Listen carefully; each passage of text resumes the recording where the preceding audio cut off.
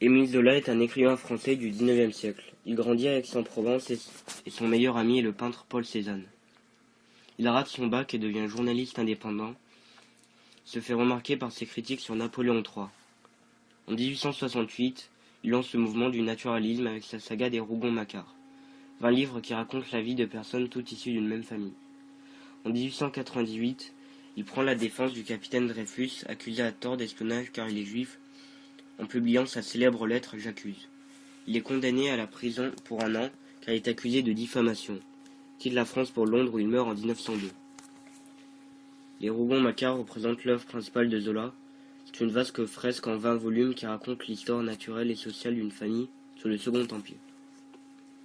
La fortune des Rougon est le premier d'une série de 20 volumes qui peuvent se lire de façon incomplète ou dans le désordre. Émile Zola s'est inspiré de ce qui s'est passé à l'Orgue en 1851 pour écrire le premier tome de la série La fortune des Rougon. En effet, à l'annonce du coup d'État du président Louis-Napoléon Bonaparte, les républicains du Var se soulevèrent. Cette insurrection varoise est le fil conducteur de La fortune des Rougon, qui retrace les origines d'une famille dont Plassans est la ville de départ, et qui de là va se disperser à travers la France. Plassans, le berceau de la famille des Rougon-Macquart, c'est en fait Aix-en-Provence où Émile Zola a grandi. Le nom Plassans a été inventé par Zola, probablement à partir de celui de Flassan qui est une commune du Var.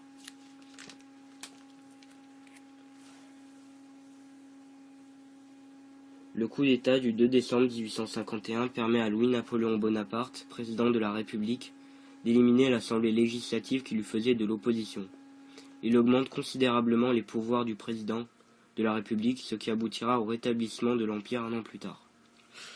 Napoléon III conservera le titre d'empereur jusqu'en 1870. En 1851, Zola avait 11 ans et vivait à Aix-en-Provence avec sa mère.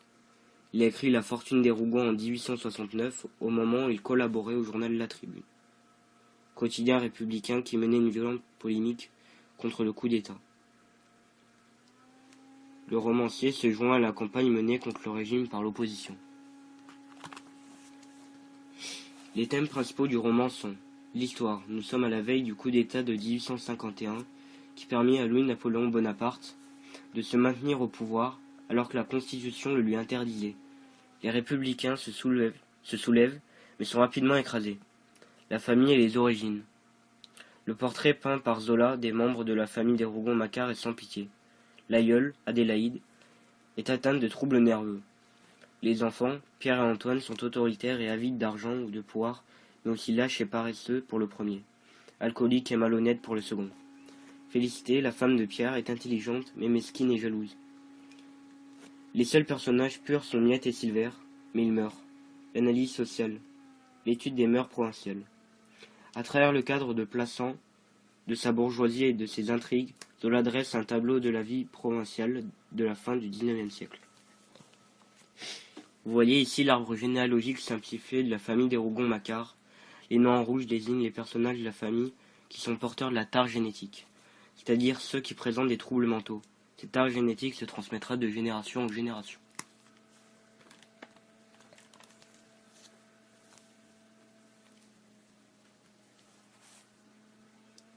Dans ce roman, Zola évoque tous les personnages de la première, deuxième et troisième génération.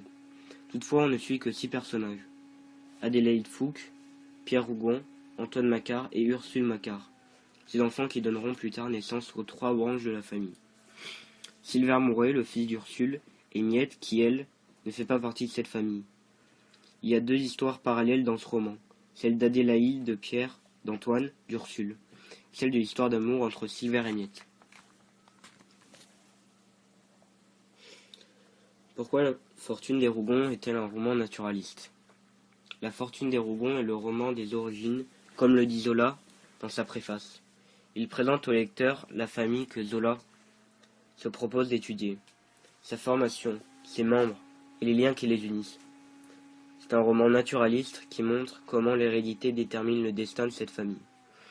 Ce roman est celui où tout se met en place. Il présente les racines du grand arbre généalogique de la famille des Rougon-Macquart. Adélaïde Fouque est une femme du peuple, naïve et surtout épileptique. Elle épouse un Rougon dont elle aura un enfant légitime, Pierre. Après la mort de Rougon, Adélaïde a une relation avec un certain Macquart, contrebandier, avec lesquels elle aura 2 enfants, Antoine et Ursule, enfants naturels car ils sont nés hors mariage.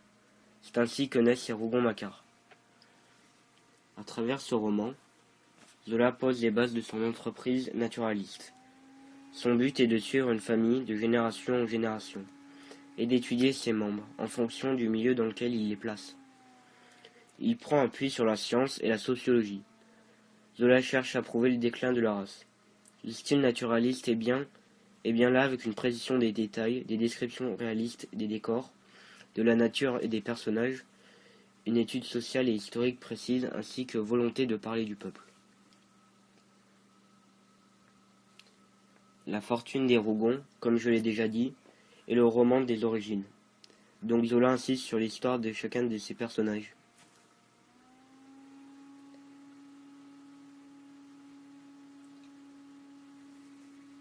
Le roman se déroule en Provence, pays d'enfance de Zola, en 1851. Dans les quelques jours qui précèdent et suivent le coup d'État de Napoléon III, 3 partis s'opposent. Les partisans de la monarchie, les républicains, ils font peur comme des sauvages sanguinaires, et les partisans de l'Empire.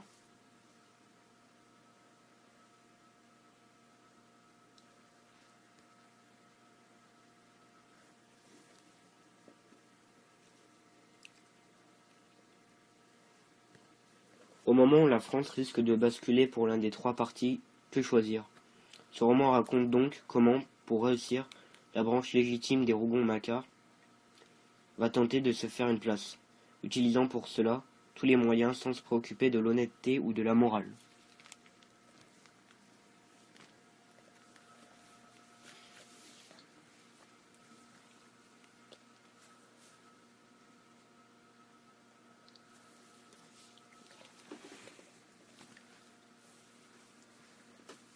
Mon avis de lecteur. J'avais commencé à lire ce roman l'année dernière, mais je l'avais vite renfermé après quelques pages, parce que je n'avais tout simplement pas accroché au style de Zola. La fortune des Rougon n'est peut-être pas le plus connu des romans d'Émile Zola, mais je pense qu'il reste à lire en premier dans la série, même si on prend ensuite les autres dans le désordre, car c'est celui qui pose les origines.